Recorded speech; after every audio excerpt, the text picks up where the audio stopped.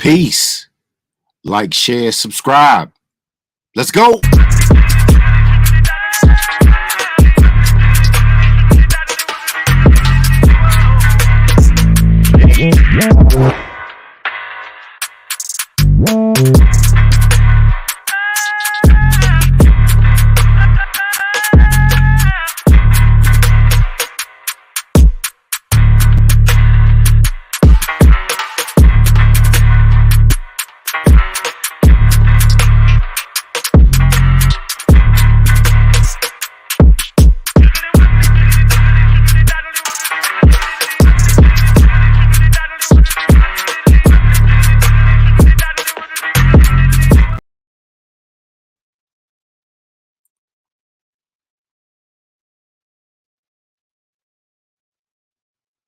And now a word from Redeeming Vacation.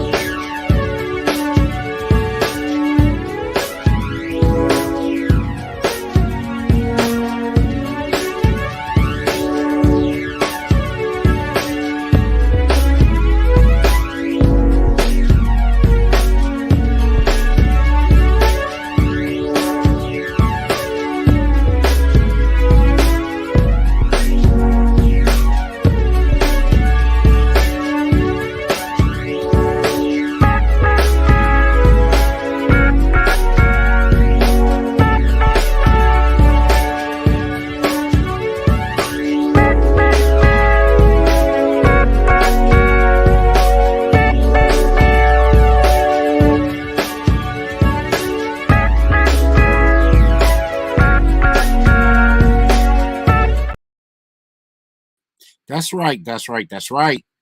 Bring 5 people under you to the Real HD show and win a 4-day, 3-night vacation to a U.S. destination of your choice. Might even be the Caribbean island destination, courtesy of Redeem Vacation. And now for all melanated company that makes their own products, all natural. Check it out. None of us getting any younger, and we can all need a boost in our day. Total Package Energy. Check it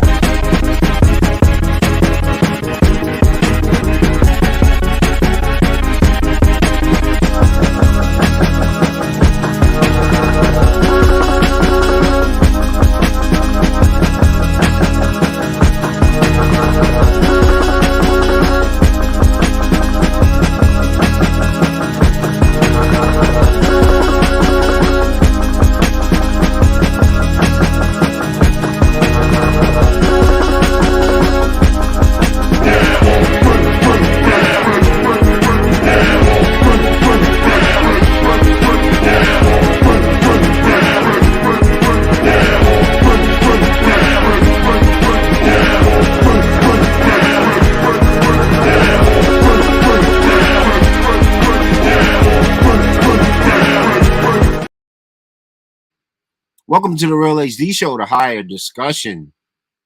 This is the show on these and the airways where you will find us online taking on those hard-hitting news stories of the day, doing it in our way, and solving those chaotic moments with freedom music. That freedom music occurs in the 7:30 to 8 o'clock situation on the Real HD show. So y'all want to tune in.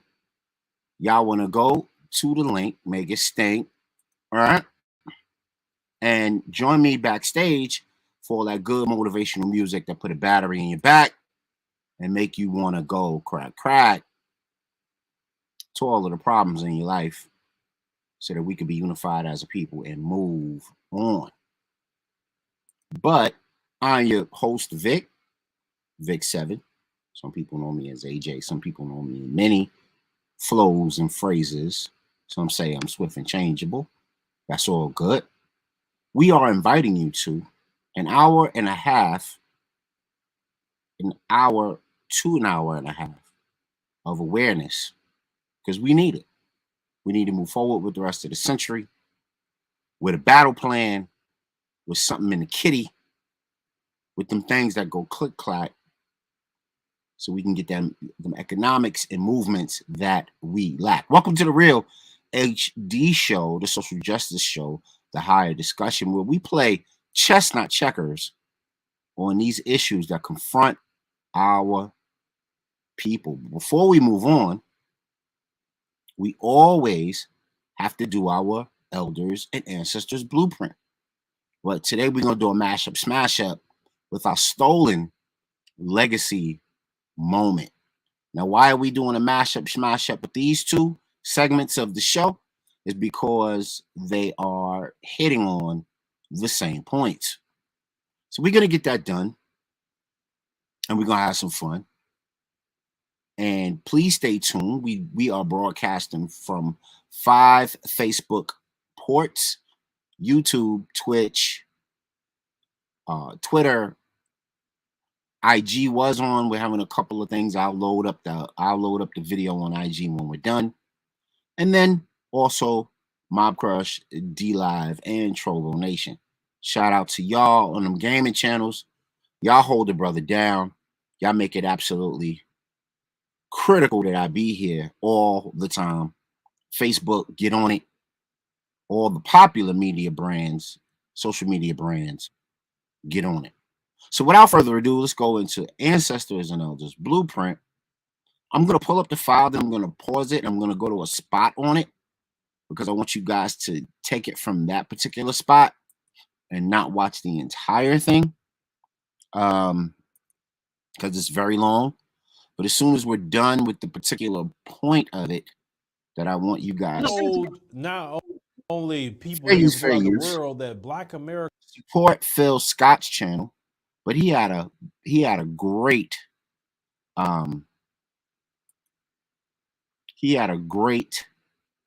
midway through diatribe, or if one wants to call it montage of famous Black inventors, melanated inventors that roam this hemisphere, supporting our folks within the last century, 2 centuries, and all of their indelible contributions to our culture and our community, so that we can live on, we can live strong, and we can get them things done. All right, so let's get to it. Ancestors and Elders Blueprint, right here, Real HD Show. Check it out. And start saying things like, you're going to gatekeep your culture. And then you start listing machines. You start listing things like airplanes, cars. When I talk about planes, you're only allowed to use planes that go a couple of miles, since this man is the first man who invented a long-distance traveling airplane, Mr. Charles Chappell. So no planes for you. And cell phones. Mr. Henry Sampson Jr. is the... Hey, shout out to Africa Diaspora Network, Phil Scott. It headlines that. Shout out to them. I'll rewind it just so that we can see. We are in an Ancestors and Elders smash up, mashup with a stolen legacy moment right here on the Real HD Show. Check it out. First man who invented a long-distance traveling airplane, Mr. Charles Chappell. So no planes for you. And cell phones. Mr. Henry Sampson Jr. is the first man who invented the cell phone in 1971. So put that cell phone away, because it's not for you. Oh, actually, only rotary is for you. Hold, please. Because not only did Dr. Shirley Ann invent caller ID, call waiting, she invented touch tone. No touch tone for you. Your heart palpitates maker, because Otis Boykin invented that. No pacemaker for you. Do you like central heat in the wintertime? Do you like how the heat distributes evenly in your home? Well, no more, because you can't use it. It's invented by a Black woman. I don't think Miss Alice Parker would want to keep you warm. Matter of fact, don't even use your thermostat or any kind of temperature control, because Mr. Frederick Jones invented that too. And since we're talking about heat, Mr. George Sampson invented the dryer. So no more dry clothes for you either, unless you're hanging them on a line. So in the wintertime, you're kind of screwed. being able to get out of elevators. Well, no more for you. Stairs for you, honey, because them automatic elevator doors were also invented by a black man. I don't think Mr. Alexander Miles wants you to ride his automatic elevator doors. Your car stick shift because Richard Spikes, he invented automatic, so manual for you. And actually, you probably can't even drive since you're not allowed to use traffic lights. I mean, clearly, Garrett Morgan is a black man. Also, if anything ever goes down and you need to use a gas mask, well, you're going to be inhaling vapors since he also invented that. So, no gas mask for you either. And you got to go back to outhouses because this man invented the modern toilet. I don't think old Mr. Thomas Elkins wants you using modern toilets. Feeling safe in your home? Well, Miss Mary Brown invented the home security system, so no home system for you. Maybe enjoy a good game of golf every now and then. Well, you're going to have to hit straight off the ground now because those tees, well, that's invented by a black man too. As you can see, Mr. George Grant is not white. Ever play Super Soakers with your kids, cousins, aunts, uncles, whoever? No more. Mr. Lonnie Johnson invented that too. Those chips now because Mr. George Speck, aka George Crumb, well, he invented those too. So no chippy snacks for you. But let me end this with a wonderful inventor who is still impacting the world today. Mr. John Purdy. Him and his friend Daniel invented something that we all call... That's right, you guessed it. John Purdy invented the folding chair. So without his invention and design, we'd not have had that spectacular event at the Montgomery Brawl. So, sir, before you open your mouth to a black human and tell them that they can't use something made by a white human, maybe you should remember that this is a country built on the back of black humans, and so many inventions were stolen. All right, man. That was a stolen legacy moment and an ancestors and elders blueprint mashup smash up on the Real HD show. And joining us, like he always does, because that's big cuz. What's going on, Miles? How you doing? Hey man, it's hump day as they say. I'm doing all right. Yeah, man. Been a good one. How about good, yourself? Man. Yeah, it's been a busy one for me, but good as well. Good, busy, and productive. You know what I'm saying? Mm-hmm. So that's a great thing. That's a great thing. That's a great thing. So we're here for this tonight. On Wednesday we like to kind of keep it a little low key, provide a little levity, tackle some subjects that we don't normally get into, and we don't normally do sports. But this kind of goes beyond the veil of sports. This is kind of on the macro scale at this point. I think the microaggressions have turned into macro aggressions against Brother Prime. And despite him overachieving at what he's doing for himself and his team, and having done it twice actually on the college level, leading young men to achievements on the athletic playing field, he has been subject to defending himself, defending his team, defending his children from microaggression and what I would like to call discriminatory or bigoted attacks. And we're going to kind of dig into it, man. And we want to know from you what you think about Prime. What do you think about what he's doing? What do you think about some of the policies that he has for him and his players? What do you think about the way that he's impacting college football and athletics in general as a administrator of sorts? Do you like the rock star effect that he puts forth? What say you? Let's get into it. But before we do that, how you doing, bro? How's everything? Everything good for you, bro? Okay, good. Yeah, man. Yeah. Things are good, man. Yeah.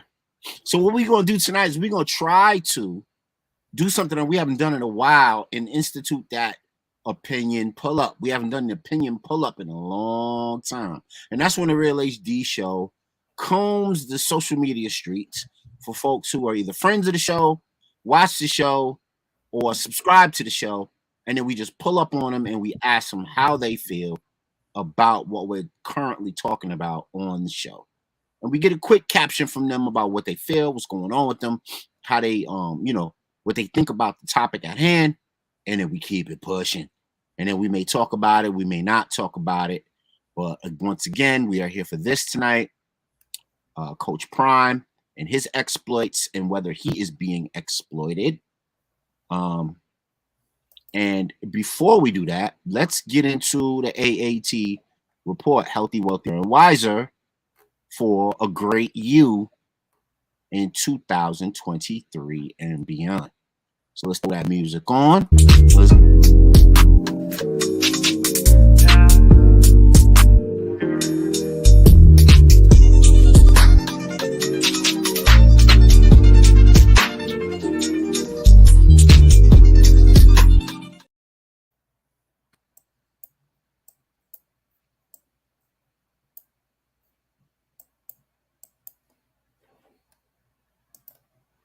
All right, here we go, family. Maccabee on a... I'm saying it's for the ladies because a lot of them use it for the menopause. Menopause, yes, menopause. Listen to the black cohosh bars. Menopausal, hot flush. What about the black cohosh? Feel hot? My gosh. What about the black cohosh? Anxiety? Nervous? What about the black cohosh? Palpitations, heart in a rush? What about the black cohosh? Black cohosh, the root, really works, no dispute. I've seen it myself, so I know it's the truth. Scientifically proven, absolute. Menopause is biological, the end of the menstrual cycle. Changes, hormonal. Some women just not feel normal. Some symptoms come with it. People take things to relieve them a bit. So for those on a herbal tip, black cohosh could benefit. A medical Monday, yes sire. So it's not a Monday, it's hump day, but we think that's great advice anyway. And see, just like my daughter, she's 18 and she's beginning to manage her private business.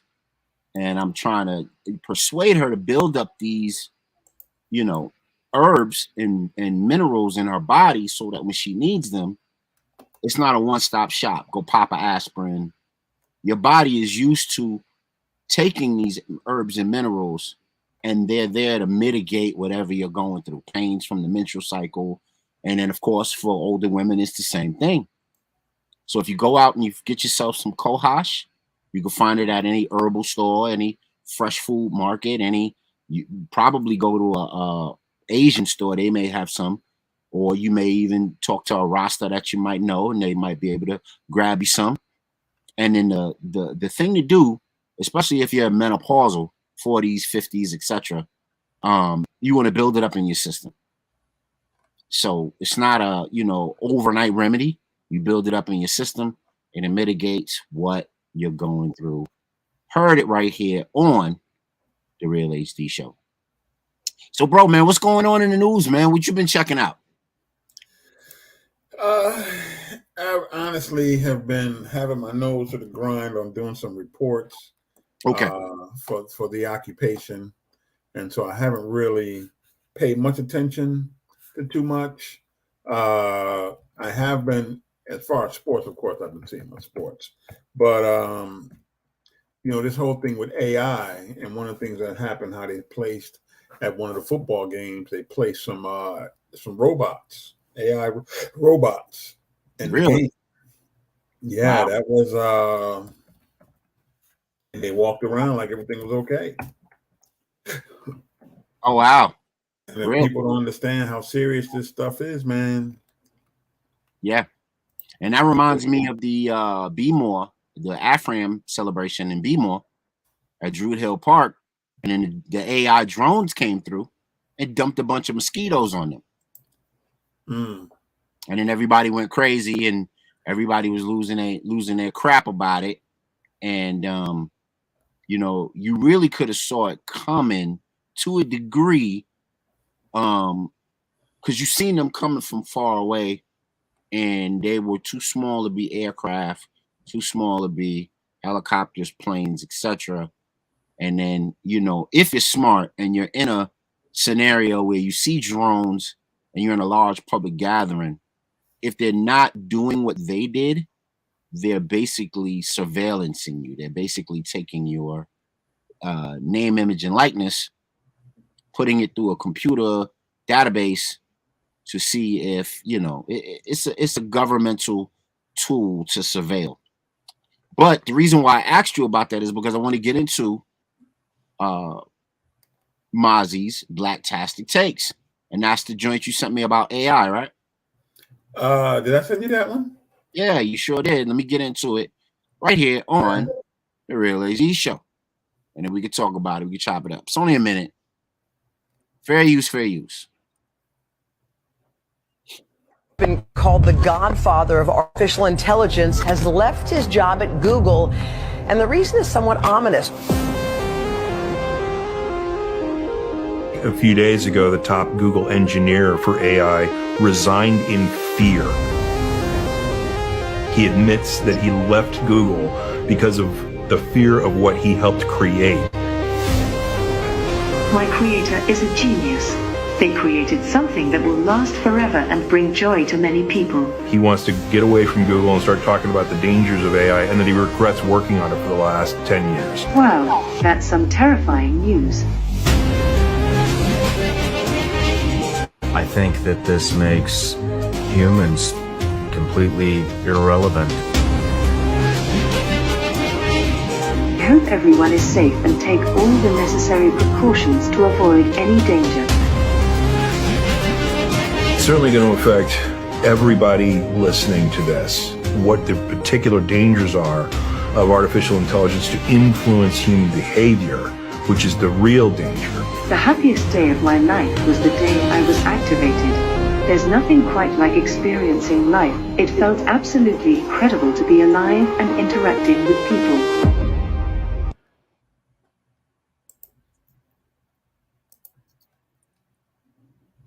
Yes, sir.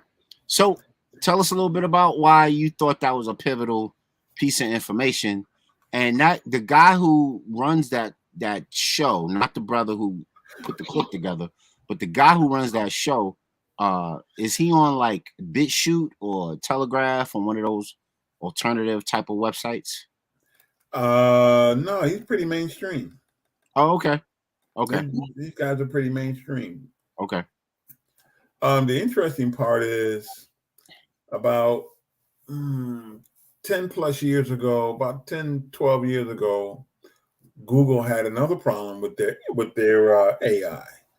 And that problem was the AI, this is probably about 15 years ago, was learning to talk and create a language. And what happened was it started to create its own language to communicate with itself and other AI. So they had to shut it down. That was pretty big news. I don't know if anybody remember that, but I'm reading that in USA Today, New York Post, Washington, the Washington, whatever that newspaper is in Washington. But it was on all the major newspapers. Like the Examiner or whatever. The Washington Times, or one of them. Times or the Hill or something. Yeah. Okay. Yeah, and that was a big thing, which I thought was funny because then they would put in, they created the situation again. The problem that they're having is that these AIs are learning. One of the things we've always, and they say that we will always have, is the spontaneity that we have and the quirkiness of decision making that we would have. And our decision making in a lot of ways is not logical. So when you're building this stuff, they function along a logical state. And so we still have kind of a, we're still above them because of the spur of the moment spontaneity that we bring. But what they fail to realize is that they are picking up on that also. And the reason why they're learning that stuff from is the fact that we got watches, we got phones, we got, the smart speaker thingies in our house. We got smart thermostats in our house. We got smart TVs, and all that stuff is being listened and being cataloged for these things to access. I think the only way they're going to really slow them down, because if you notice in some of the futuristic movies, like the one AI that Will Smith was in, they all had a programming that would prevent them from doing certain things. And that programming, in my opinion, is based on cryptocurrency technology and blockchain. Because remember, you can't really crack someone else's blockchain. So it's going to be interesting to see how all this stuff plays out. But they're moving forward with this stuff. There are some people who they're doing it because of the curiosity. But what happened is, they finally have a moment of clarity and like, ooh, shoot, what did I just do? And by that time, it might be too late to do anything to make any major changes. But also, I think it was over somewhere in Europe or Asia, one of the AI type soldiers that they're working on, I think it was, I'm not sure if it was a soldier or not, but it actually killed a couple people. Oh, really? Wow. Yeah. I didn't read that. Okay. Hold on, I had that article. One of the things that I found about AI that was a little unique was the overseas trade agreements that are happening between the United States and foreign powers. And of course, we're in a really tense time right now because of everybody's vying for CBDC and the economic transition that's happening. But they still have to, I guess, update and I guess move forward with trade agreements and things like that. And one of the main things that I saw happening, and I forget the article, I was trying to pull it up, but one of the things I saw happening was that they were sneaking in AI permissions through trade agreement backdoor policies. So AI would be agreed upon in the trade agreement on a real hush in order to enact these economic policies, whether it be for wheat or for grain or for corn or for whatever the foreign entity would provide America, technology or plastics or whatever it might be.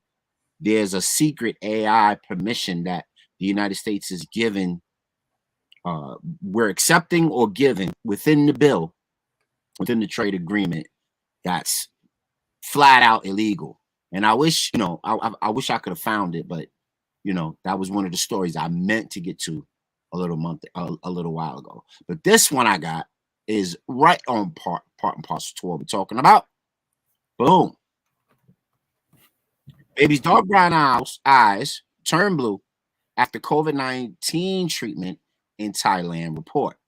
The dark brown eyes of a 6-month-old infant in Thailand reportedly turned indigo blue after receiving an uncommon experimental COVID-19 treatment. Now you can see it right here. Here's the baby's eyes in the plain, and then here you see the transition. Now, what's interesting about this, without going too much further, is that they used an AI to create the mRNA in Asia, according to this article. So I'm not going to read the article. It's more like a PDF. It's super long, but you can go into it, check it out. I always leave receipts, so you guys can check that out and let me know what you think. But this is also something that is happening right now too. The overseas, there's no holds on what AI is able to do to people or to economies, products, etc., etc., etc. What's your thought on this, man? AI is creating COVID-19 treatments, and then you have this as the result. Could this be actually the indigo children?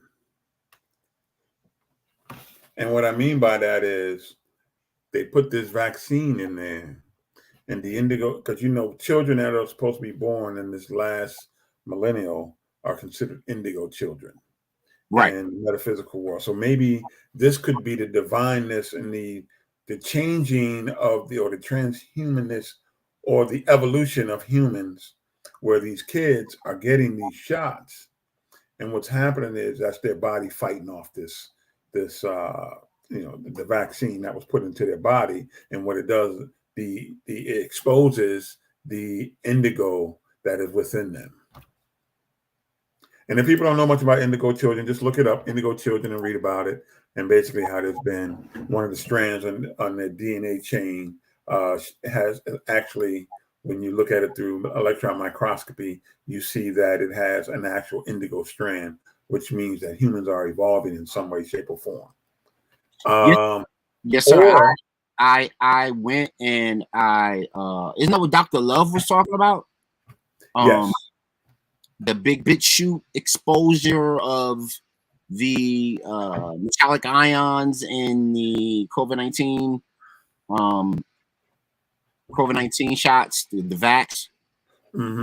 It could be some of that, but I'm just saying in terms of the children. What she said exactly what you said. Right. So these children now may have certain abilities that can combat these type of things that are taking place with them. Right, because it's interesting that you say that, because the baby's eyes turn back to brown. Right. In a couple of days. Right. Now, wouldn't it be crazy? Wouldn't it be crazy if they kind of go back and forth throughout the child's development? That would be definitely crazy, because what could be happening is every time it kind of inflames or raises itself within the body, the blue indigo takes over, and as we know, blue light does what? It kills a lot of things. It kills a lot of germs and things of that nature. Mm-hmm. So maybe that can be it, or maybe it's that DARPA biochip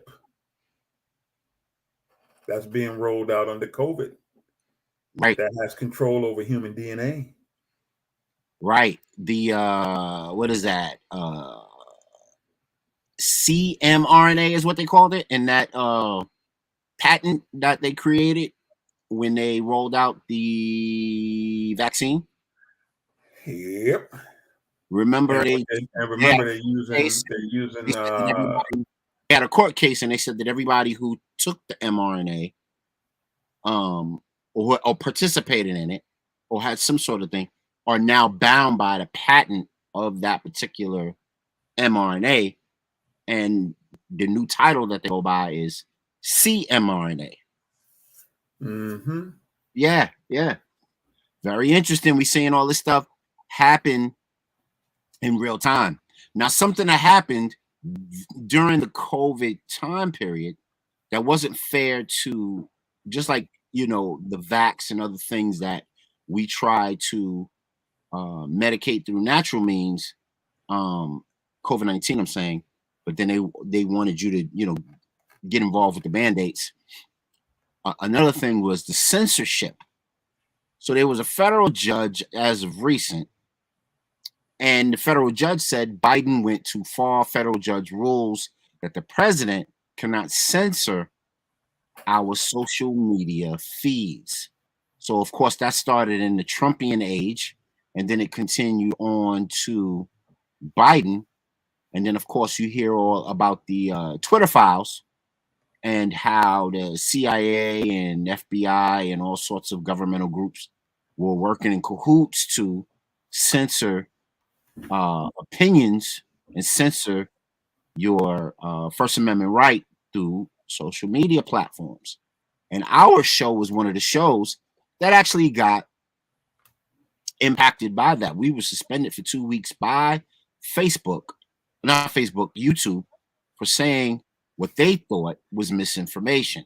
And then later on, it turns out that exactly was not misinformation after Pfizer put out their 39-page report on the adverse effects of jabby jabs. So, and then I don't know if you remember, bro. Remember Biden had the task force, the misinformation task force that he put out? Mm-hmm. And then Soros put out his own version of a misinformation task force in Europe. So everybody was, everybody was trying to take a sword to free speech all over the world in one way or another.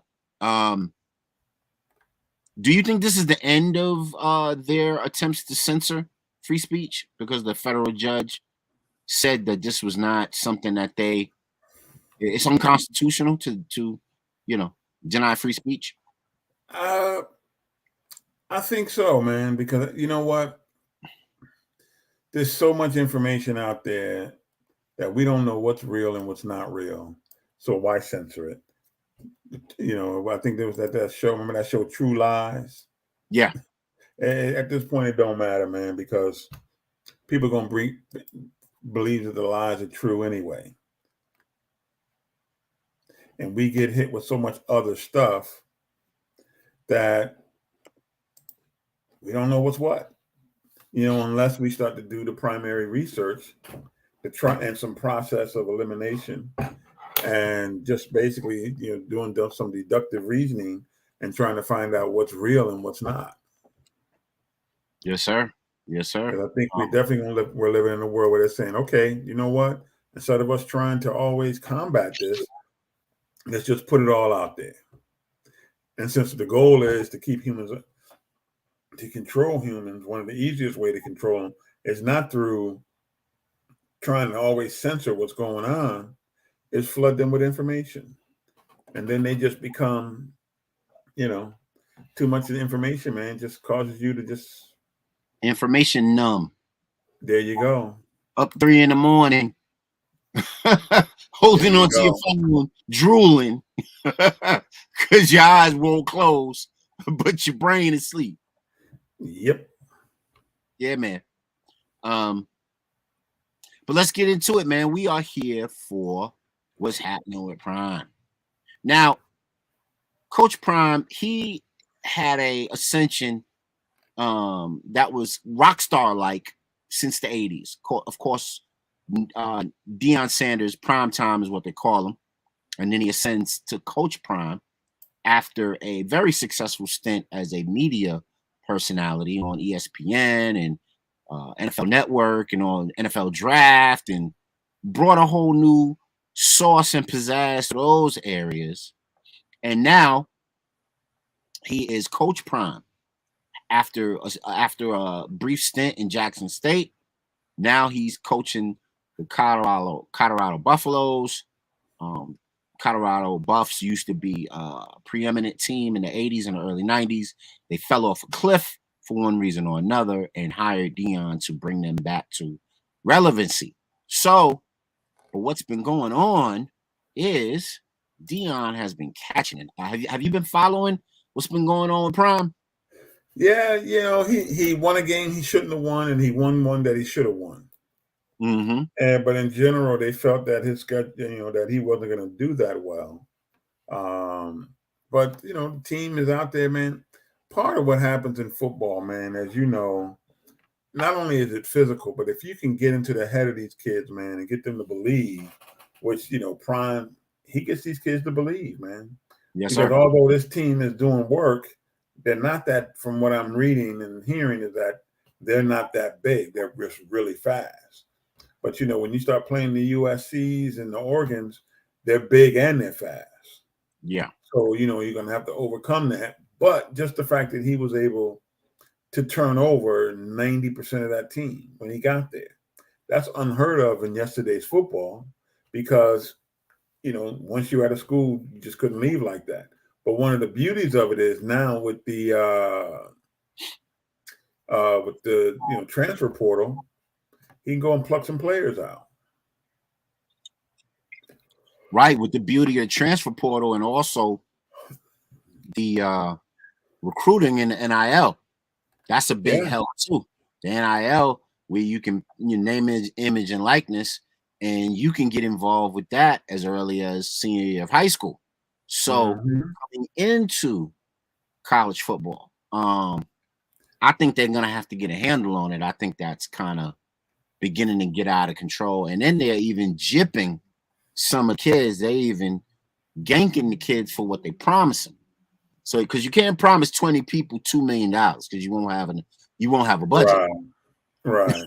Just so that you can get them in your doors.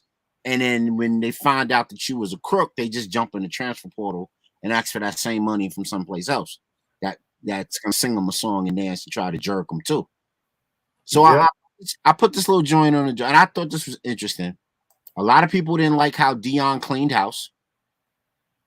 And my thing was this, bro. What are you going to do with a program that for about 15 years or more was straight trash? You're going to go there and coddle the kids?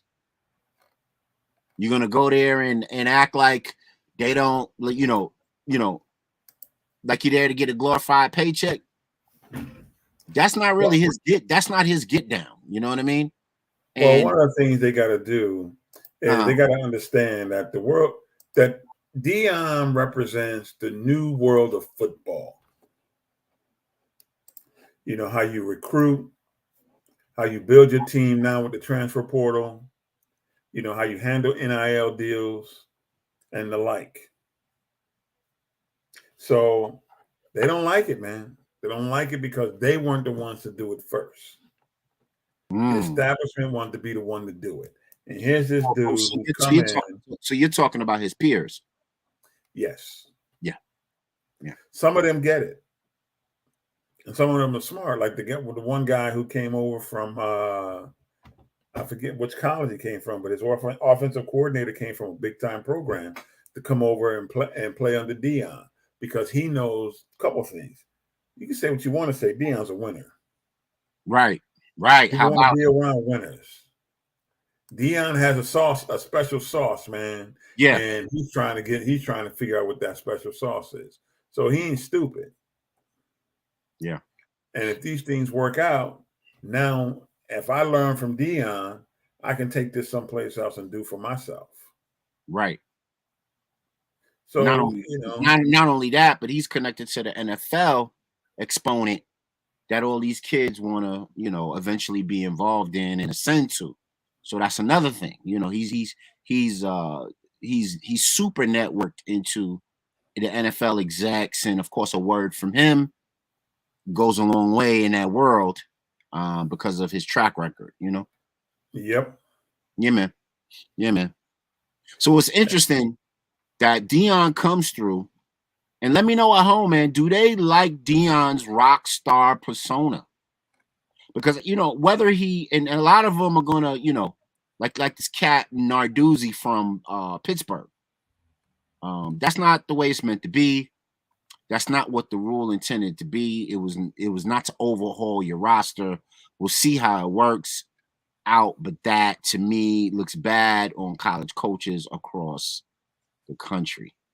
Now, to me, this screams of don't step in my backyard. You know what I'm saying? Mm-hmm. Because Dion pulling them from everywhere. And that 4-star kid that was on the bubble about going to Pittsburgh is no longer on the bubble because he know at the very least he gonna have fun playing for Prime. And that's one thing, and that's huge. And let me explain to you why, man. Mm-hmm. Because as you know, I played Division III football in college, and that was a chore. When you go Division II and Division I, man, that's your life. Oh, for sure.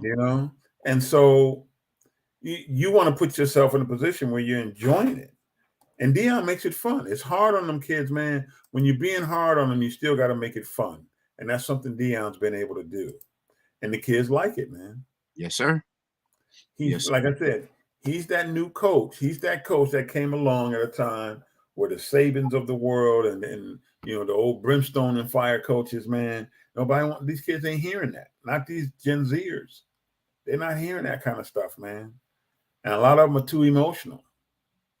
And so Dion's coming along and giving them that true fatherly advice. He's coming along giving you that grandfatherly advice. Mirror, Papa. There you go. Ian Papa. The grandfather is the one who's always been able to break it down better than your father could. Yes, sir. And then not only that, he can always, make sure when he's telling it to you that it's not offensive and that you actually listen.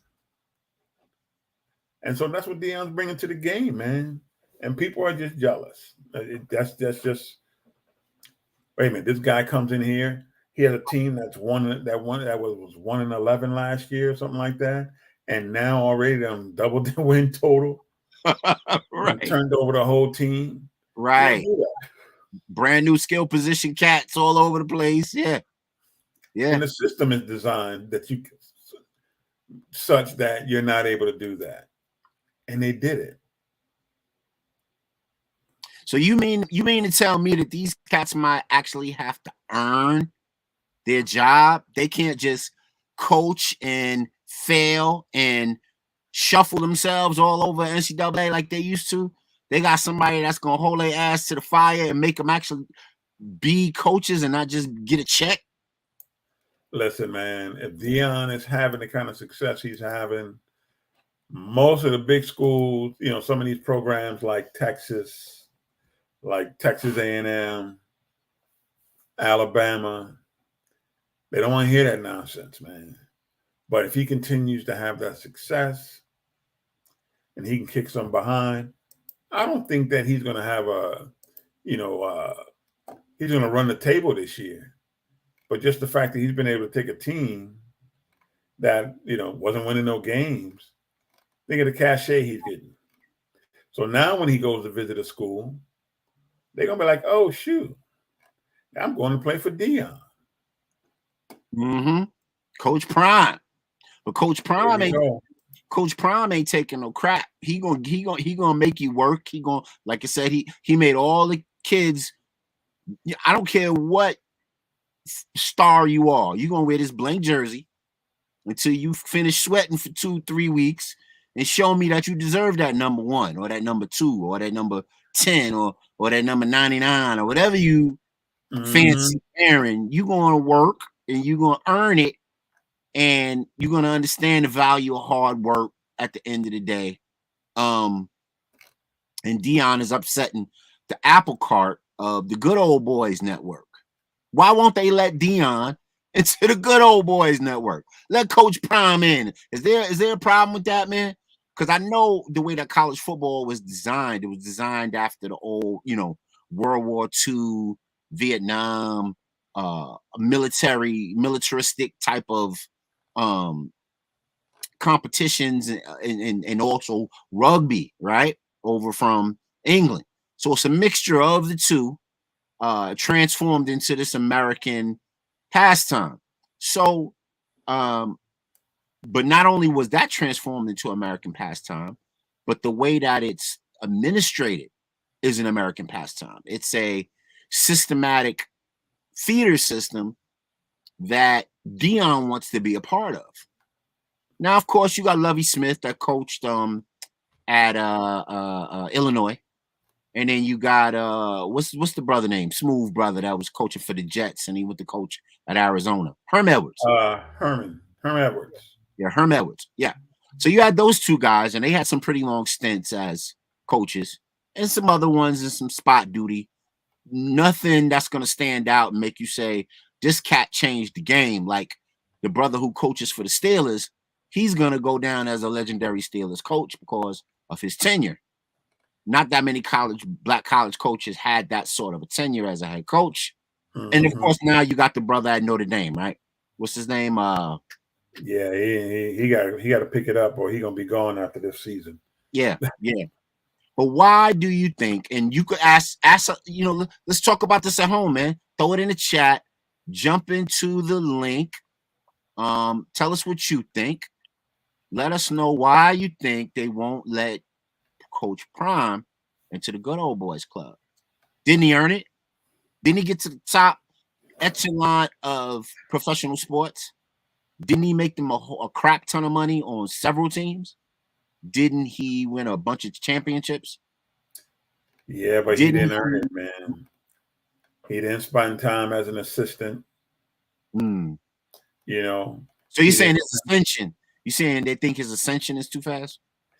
Yes, because remember, Deion had no coaching experience. He coached a little high school ball, and all of a sudden he was running the program at a black school, and then he went from there to now he's in the top. You know, he's in the Power 5 conference, and they ain't feeling that, man, because a lot of them spend a lot of years in the coaching ranks just to even get to that level. Right, but we do know that's a revolving wheel too. Yep. You know, you get hired, you get fired, you find a spot somewhere else, you jump around Division 1, Division 2, Power 5, group of 5. You just bounce. You bounce and bounce and bounce. And then you hope that you land into a situation where you're on a team where you make a run. So we got Narduzzi. Now they have some sort of riff with the Nebraska coach, who's a new cat who just came back from the NFL to coach Nebraska. And I don't think that unit is ready either. I think Nebraska's going to take a lot of lumps as well. And he's it's not the Nebraska I grew up with, man. No, Nebraska from the 80s and 90s was nothing to play with. You know, they always was up. You turn on TV, it'd be 56-3, and you'd be like, what? Right. With that daggone triple option. They used to kill man. Yeah, man. Tommy Frazier and all them jokers. They had the corn-fed white boys, you know, sledding up front. They was nobody to play with. But anyway, so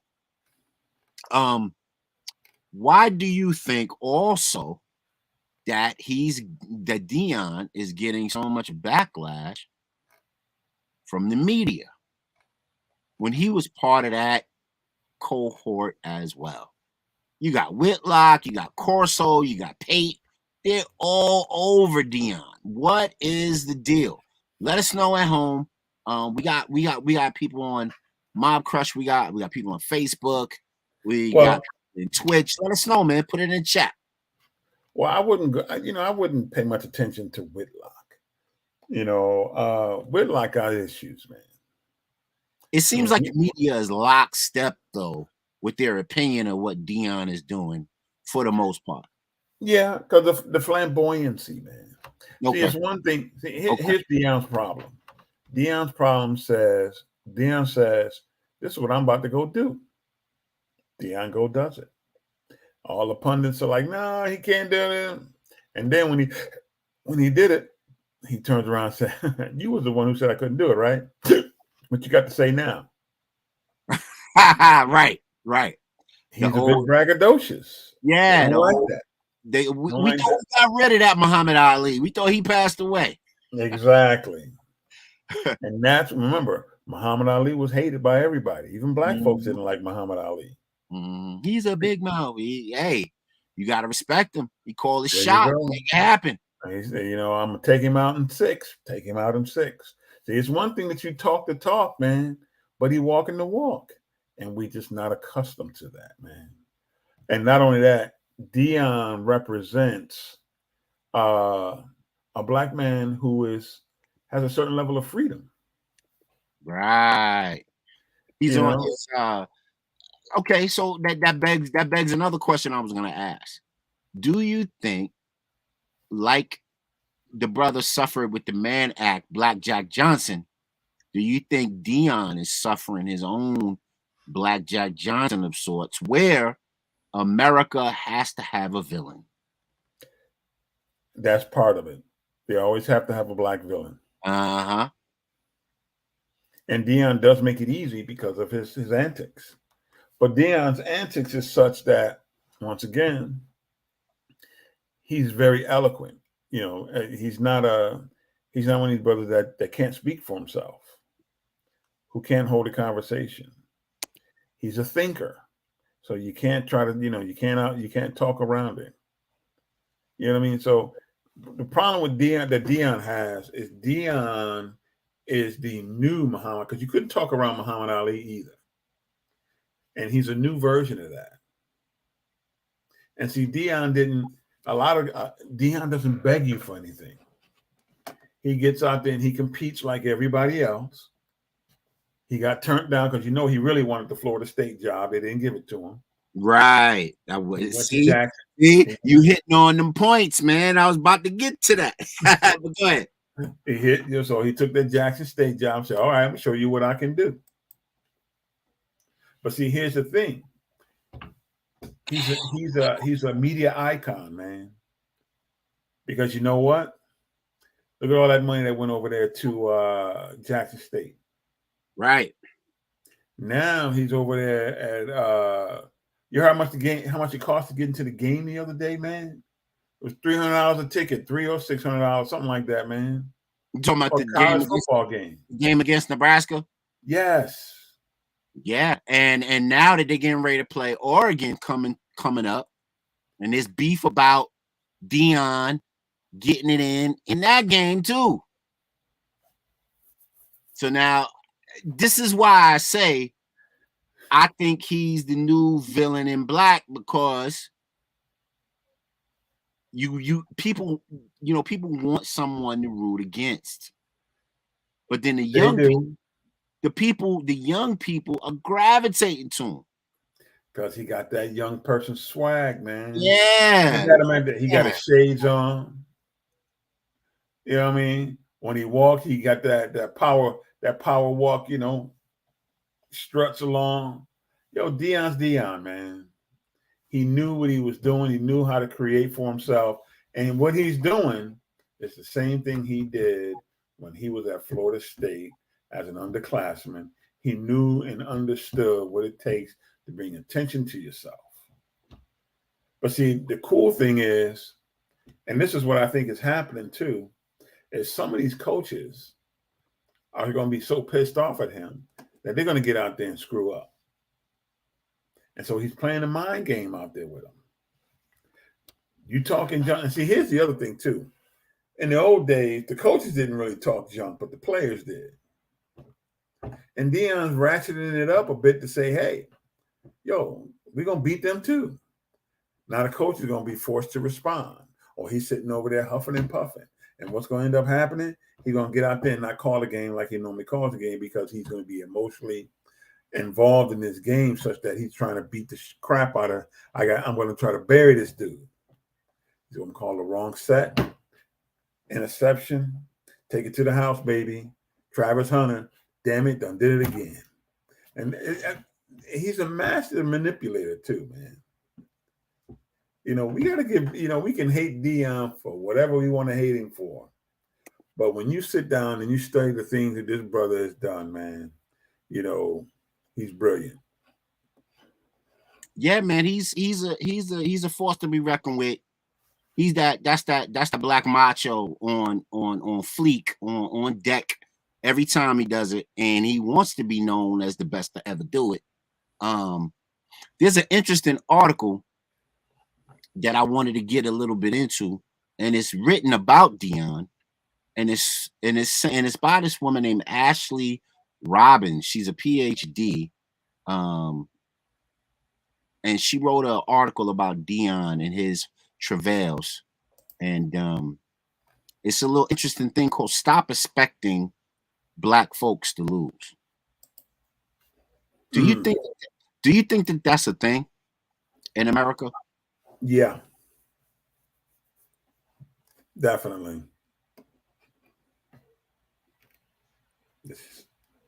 Is that why when people go to games and you know, you go to see your favorite player and they shout racial obscenities at the person even though they want the person to win? What type of paradox is that?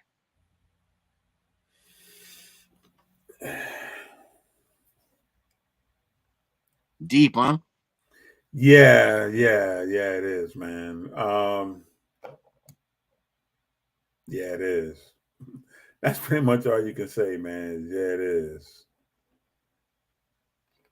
So I'm gonna read a little bit of the article, and we could talk about it a little bit. I was trying to do my opinion pull up. I don't know if that's gonna work because now they're making me change my Facebook password. So you know that old adage about, you know, tell the ancestors what your plans are, and they got other plans for you. Mm-hmm. You know, and it's funny because you're talking about that expectation of losing, you know, because Coco Gauff, you know, she didn't win off. Yeah, she won. Absolutely. And the sister is just the white girl was just pissed. You heard what she did backstage, right? Tearing up her rackets and all kinds of craziness. Right. Because she lost to Coco Gauff. As if I'm supposed to beat this girl.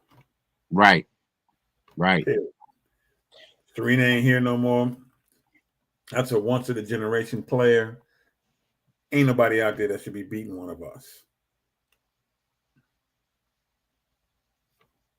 And so, especially in certain arenas. Right. If we're playing basketball, it's accepted. It's going to be brothers. It's football, it's going to be brothers. Oh, excuse me. But when it comes to, in football, remember, the gold standard is the white boy is the quarterback. Right. And we still don't expect anybody who's black as a quarterback to really do well. And unfortunately, although he's mixed, his dark-skinned daddy is always around, with Mahomes. And he's always giving credit to his dad for teaching him how to do the things that he does.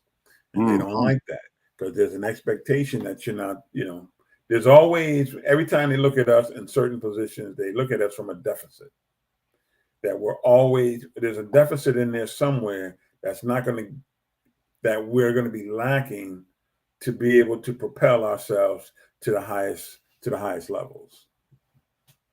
And it seems like Deion is showing that you can ascend to the highest levels.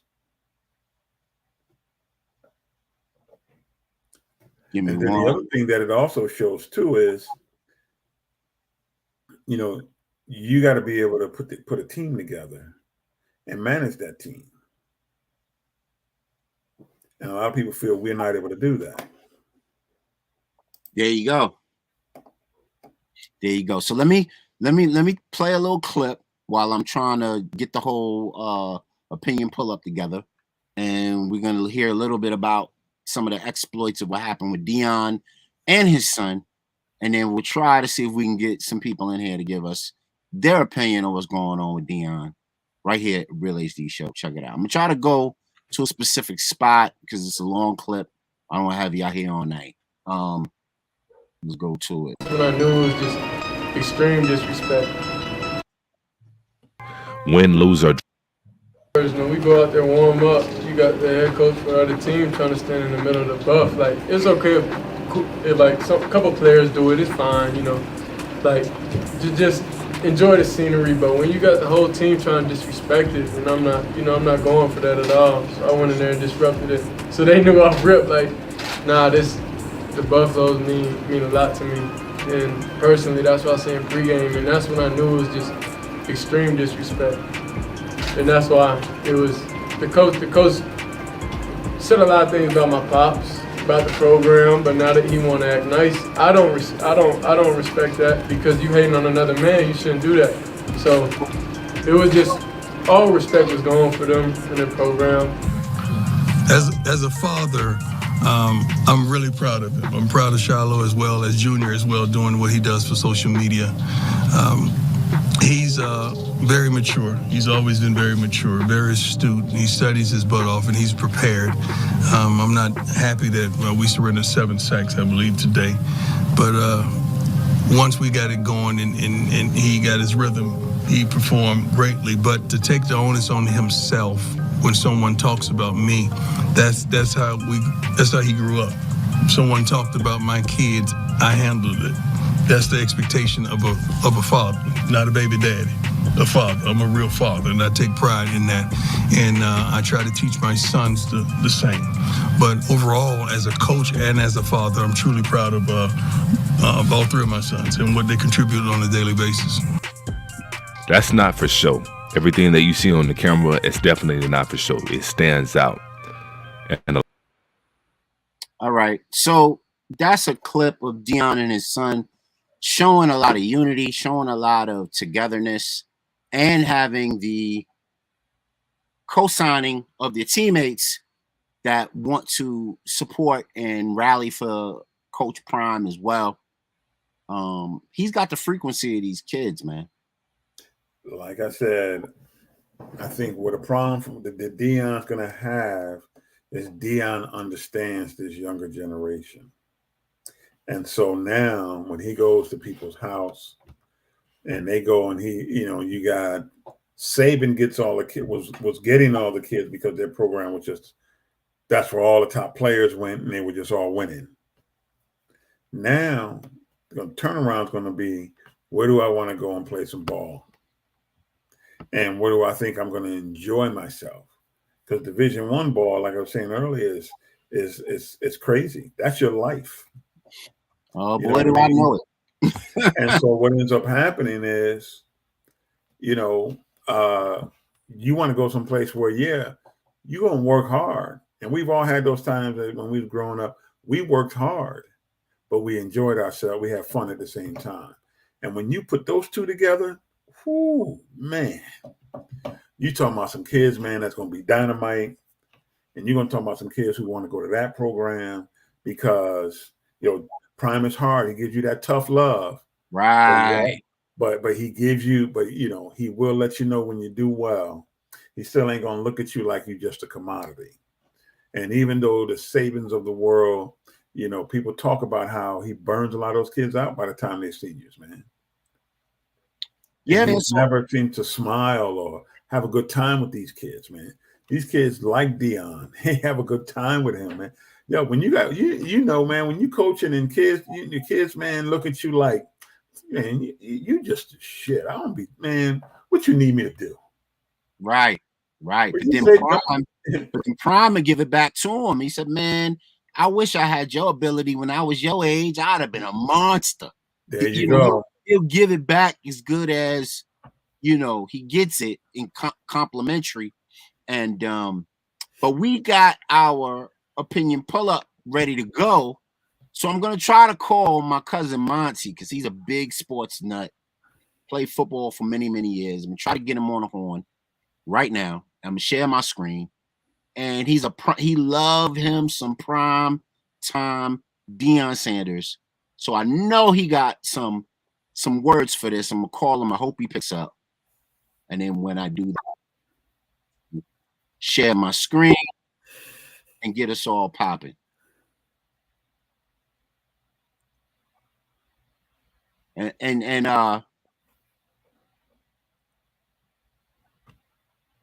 answer the phone.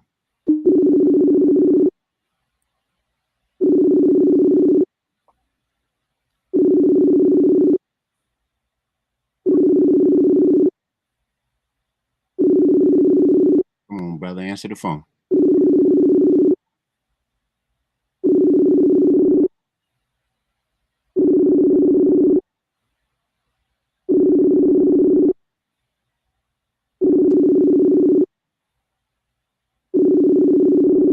All right, we'll shut it down for now.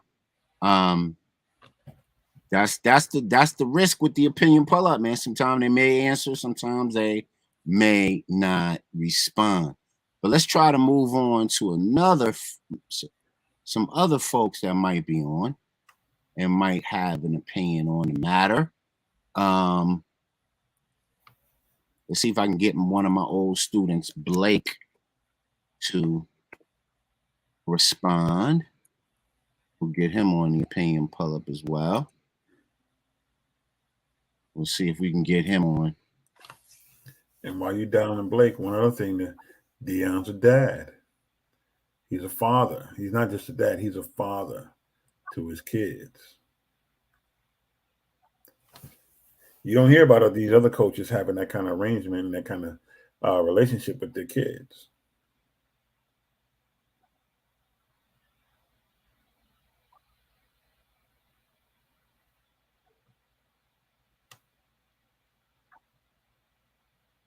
All right, so what we'll do is we will shut this down for now, and we will move on from this to another story so that we don't waste the time that we have. Hold on 1 second.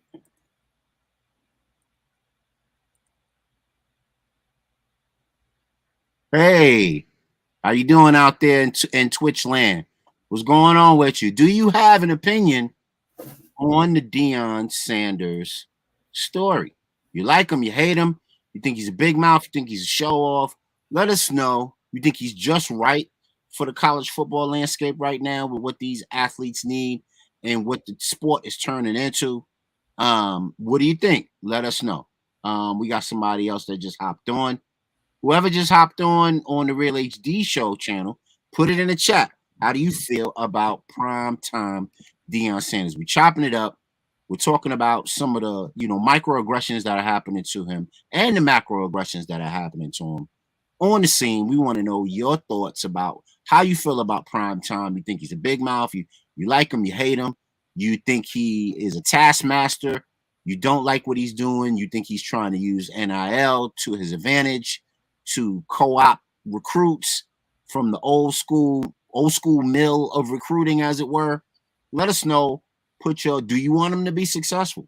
Do you think Deion is meant for the new 12-team playoff format that college football is about to enter into in 2024? Let me ask you that, bro. What's your thoughts on the new college football layout, the 12-team playoff that they about to jump into? Excited, not excited? What's your thoughts?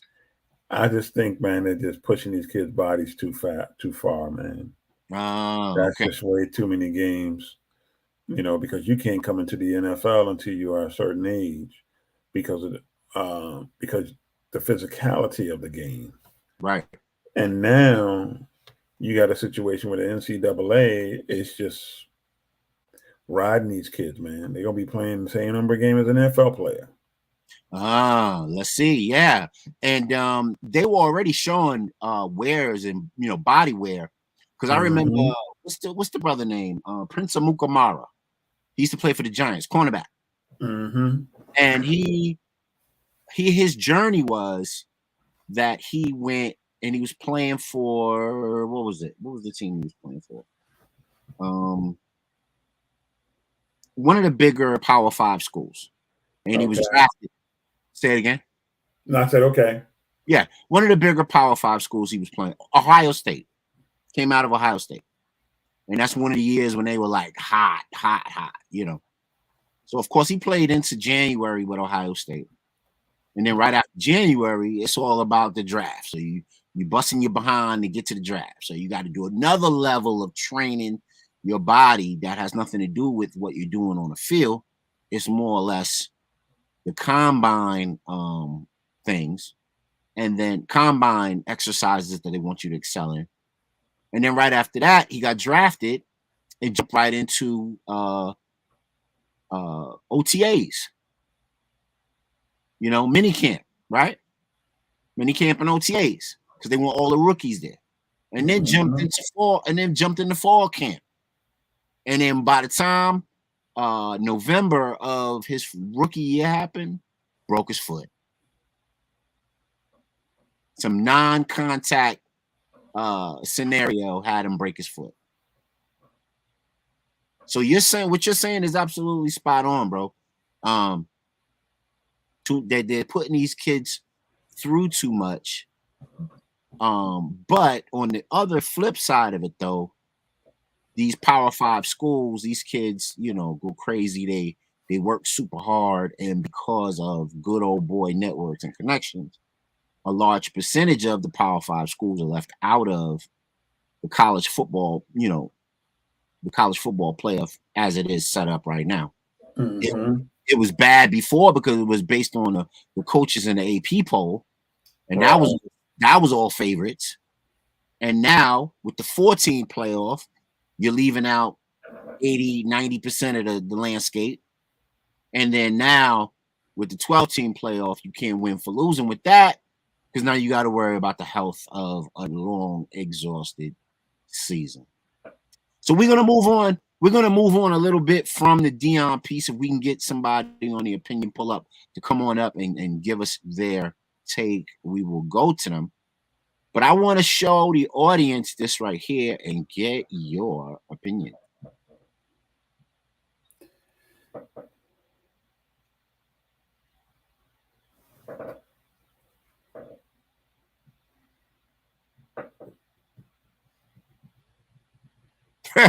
Meet the black gay partners preserving Harriet Tubman's ancestral land. I find that interesting. Well, what I find more interesting, I think, is, did we really have to know that they were gay? Ding, ding, ding, ding, ding. Yeah. Why can't it just be here are the two people responsible for, carrying on her legacy and making sure that she's not forgotten. Why Right. got to be gay partners? Right. Why you got to lead with your sexuality?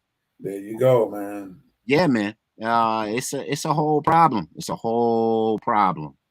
Just like this was a whole problem last night at the VMAs. Now, I'm not a VMA person, but my daughter likes to look at this stuff. And my daughter had to tell, because it's all pop culture, pop music, you can only keep the young people from it so far. But my daughter told me, she said, "Hey, Dad, did you see this?" And I said, "What?" Check this out. Red carpet. Full of in the street with the blicky hole, Lord, I want. Oh, Lord. This is on the carpet of the VMAs. Who that? Now, did you see what just happened? Mm-hmm.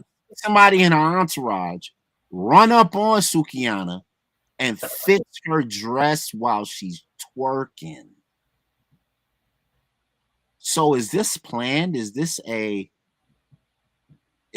product of the VMAs? What's your thought, man? I don't know if it's a product of the VMAs. I think it's a product of what the current music scene is like right now. And I think what Sukiyama, I guess that's her name, right? Sukiyama. Yeah, she's if you're not familiar with her, she's a rapper / porn actress. Oh, is she the one who? Okay, she's the one that be with the Pound Town girl. Ah, absolutely. Yeah, so I'm not surprised. Yeah. I'm glad you brought her up, because there's a story about her that I want to talk about. But continue. I'll just say it's not surprising. And they're getting paid very well to exhibit this behavior. Right. So yep. That's what they're gonna do. Yep. Yes, sir. Yes, sir. I've never seen anything like that before. Those events are supposed to be like the culmination of their work, of whatever they celebration, honor of sorts. Yeah. Now, we know that the VMA took the Grammy and the Billboard and the Oscars like lore and trashed it and brought it way down to like street level type of performances with all kind of impromptu crap. So I get this is the latest in the impromptu crap that's going on. And she's not even like a dope artist. She's not even, and well, you know what though? She may not be a dope artist, but she'll have some dope beats, and our young folks will be listening to it. Out of control, man. Out of control. This is the garbage that they feed us. Right. And then we wonder why our kids running around the street doing some of the crazy things they're doing. Crazy, you get bad information in the computer, it's gonna spit out bad information. Is she a product of the digital horror show that is Black culture online right now? Yep. Because we kept pushing the envelope. I mean, we got what's the young kid who did the cowboy song, man? He did the Nas X. Nas X. We let him do what he was doing. Yeah, he did the whole devil gay thing. Screwing the devil. Yeah, he's screwing the devil. Yeah. So what would you take? You rather see her twerking, or you rather see him screwing the devil? Yeah, don't ask me that. Those are the options they're giving us. So right. When you see this, we're like, look at her, she twerking. Right. You know? But that other guy, what he did, oh my God, I can't believe he did that. The bottom line is this. You know how the VMAs would change? If we started turning the channel, she turned on and did that. They would know that we turned the channel. What's the way to beat hyperinflation? Don't buy the shit. There you go. Don't buy the shit. There you go, man. Thumbs down. We don't like you. Get up out of here. So I want to show this piece too. It's another video. Let me remove this one. And the reason why I show this is because sometimes we blast off to my daughter's channel, and my daughter's channel has all sorts of young people on there. I didn't do it tonight, but other nights. And sometimes they come and they watch the Real HD Network on Facebook. And I want them to see and hear good information about what not to do out this piece. So let me show you one thing not to do out this piece. That's really not hard, because this is not anything to be proud of, but you let the right people tell you, and you'll be the bearded, you'll be applauding the bearded lady midget at the circus for, you know, doing some weird stuff you ain't never seen before in your life. And it's just like, what are we doing? But let's check this out. Real HD Show. So clearly we are living in bizarro world where everything is upside down, right? Free use, fair use, fair use. Right? Because when I saw that, I said, surely this cannot be real. Sexy Red performs Pound Town for kids at school. And of course, social media had a reaction, including myself. Now, if you don't know who Sexy Red is, hooray for you, right? But if you are unfortunate enough to know who she is a rapper who has very explicit lyrics, including the song Pound Town. I will not recite those lyrics for you. You can go look it up if you are curious. Nevertheless, she should not have been performing that song for any child at all. And what I want to know is what school invited her to come in there and perform that song. Now, the picture that you see with her flipping the double bird, I actually have to cover those up. That is how she was dressed going into that school. Now, I did not show the children because, you know, I just don't think they should be shown. But they look like they could have been maybe middle school, high school, maybe high school. I don't know. But they're still children, nevertheless. But she decided to go in there with her midriff, and I'm dating myself, her midriff, which is her stomach, and hanging out, and a top that's tied up in leggings, which to me is inappropriate for any school setting.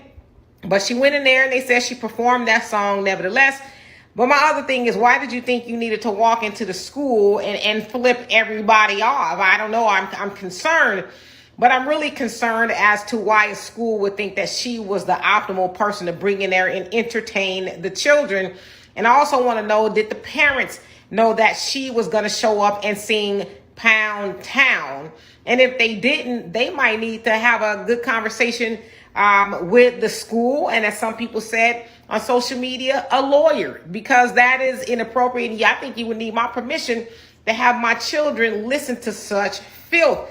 But we have gotten to a point in society where everything goes. You can't question stuff, because if you do, you're a bad person. Oh, let people do them. She's just having some fun. But I'm telling you, if my child was at that school, I would be raising the roof if my child was there and they heard her sing that. I would want everybody's job gone.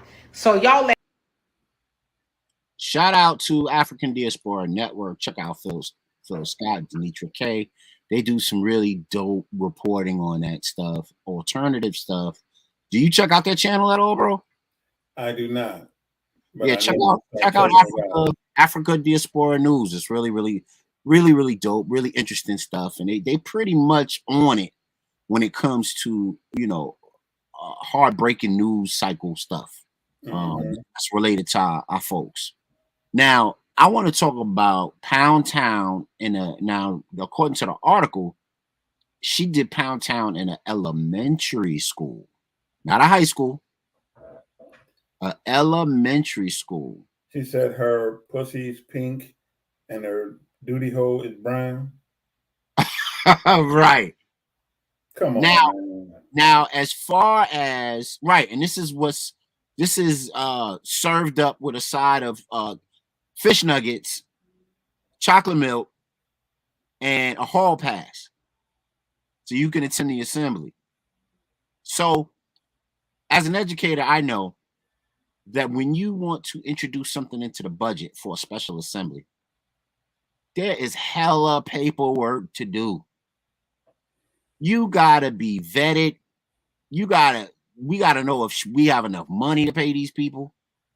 We gotta know. We gotta dot the I's and cross the T's because there's all kind of blowback from the community at large if you subject the kids to something that's inappropriate or you put a bad light on the school, because of course these schools are competitive with charters and all of that in the mix.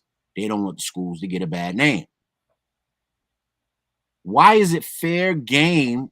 Why is it seem nowadays with the whole trans reading and Pound Town and assemblies and whatever, why are our children fair game in elementary school? That's what it seemed like. It just seems like anything goes now. What was sacred in a not even too long ago, let's say 5 years. I don't think this would have happened 5 years ago.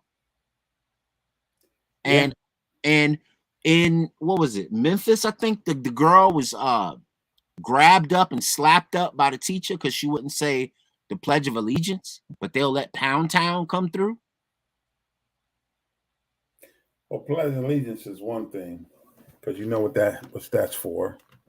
But yeah, I'm just saying, you gonna grab the girl up, slap her up, embarrass her, degrade her, shame her, all that, but you letting Pound Town come through. And I'm just talking about. Yeah. I'm just talking about. But and you know what's so sad about that more than anything? Go ahead. What's sad about that is, where the black folks at? Right. That's the part. I don't care what these white folks do because some believe that's just how we are, and then others don't have an understanding. But we know. I don't listen to. I've never heard the song, but I've heard enough about what the lyrics are and people talking about it that I'm like, wait a minute, for real? You come to a school? That's like when my kids were in at World of Inquiry, and they were doing the Superman so they're doing all that, and I print out the lyrics, bro. I had to print out the lyrics, man, and take it to the school, and we gave my wife gave them out to all the teachers. Right. This is what that means. Right. And some of them, and that song was kind of coded, but Pound Town is not coded. Pound Town is direct in your face.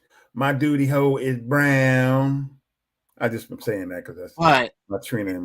And guess what? It's trash. It's a whack song. It's an ass song. The song's whack. Hip Hop 50. That shit is trash. I heard it. You could make the beat in a closet. Number one, it's so dated, and number two, she's not a looker. That's number two, and number three, the song is garbage. Yeah. But it's chart topping at a time when hip hop is failing in most the Billboard areas. Pound Town come through. If this is not a corporate, if this ain't corporate stew at work, I don't know what is. Yeah. This smells like corporate stew more than anything else. But we can change that. All we got to do is when the radio channel puts it on, we change the channel. And they'll say, wow, we noticed that every time this song comes on, we lose 30% of our audience. Right. It'll change overnight. But the problem you have is too many people in our age group be fantasizing about some of these young girls and be rocking to these songs as they regress in their life. Interesting. What was the question I was going to ask you? I was going to ask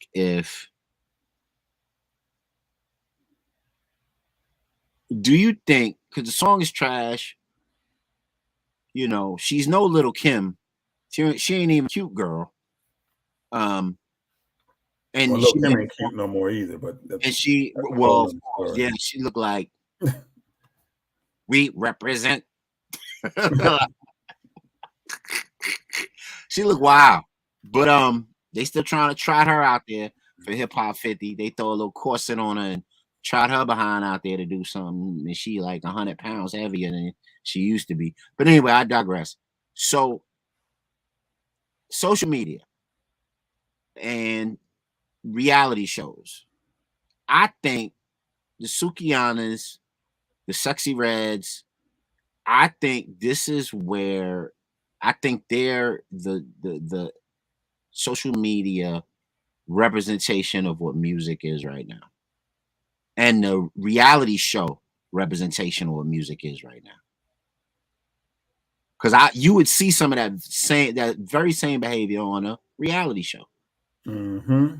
You might see a girl slap another girl and then start twerking to a beat in the middle of an expensive restaurant, you know, and then they fade to black, you know. We gotta do better, people. We gotta do better, man. We gotta do better. We gotta do better, man. That's not acceptable. Her DMs and inboxes should have been flooded. Yo, that was trash, Ma. What are you doing? That was trash. That was trash. I hope you don't have a child. She should have got it from everything. You know what? I think she has a kid or two. Yeah. Yeah. I hope so. I hope she feel like 2 Cent. But I'm paid though. But I got that bag though. Ain't that what Keke Palmer said? After she played her fiance or whatever he was, you know, throwing her butt cheeks all over the place. Yeah. That he helped her to get. You know what I'm saying? He provided the protein for them butt cheeks. Nah, we going a little too far on the Real HD show. It's that time. We appreciate you guys coming on and rocking with us. Let us know what part of the show you rock with. Did you rock with the Dion segment? Did you rock with the Biden segment? Did you rock with the Pound Town? And did you resonate with the Pound Town? What about stop expecting black people to lose? Check out all the articles. Like, share, subscribe. Keep rocking with the Real HD show. What I'm going to do next time we get on a show is I'm going to put Mob Crush on. I'm going to share my screen and I'm going to put Mob Crush on. I just hope it's not too fast so that people can see the actual crowd that we got on Mob Crush that rocks with us. And then hopefully we can get some comments in. Maybe I could slow the feed down a bit to, you know, and copy and paste some of the feedback for the show. I was doing that earlier today and I found out that that's something possible based on the software. So we'll do that next time, man. Next time on the Real HD show. All right, man. Mozzie, last word. What you got? People, turn off offensive radio. Have a standard. Yeah. Have a standard. Yeah. Yeah. And let's keep praising brothers like Prime because he's at the top of the game and he's winning. Yeah. He's a good family. He's a good family man. He take care of his kids. So, you know, leave that brother alone. We need to be praising him because there's others out there like him who is just as good on the coaching and they don't get that chance. But let's root for him. Let's hope that he can run the tables. Yeah, man. If you see somebody in the same frame as a Prime, and he's doing his damn thing as a coach, leading young men and helping young men stay fit and trim and teaching them something and helping them to learn strategy and success. Put that man's name in the ethos, man. Let everybody know the job that he's doing. And so he can continue to move and be bigger and better in different atmospheres and show just how great we can be. You know what I mean? There's a reason why the CDC said black fathers are the most involved fathers in America. Absolutely a reason for that.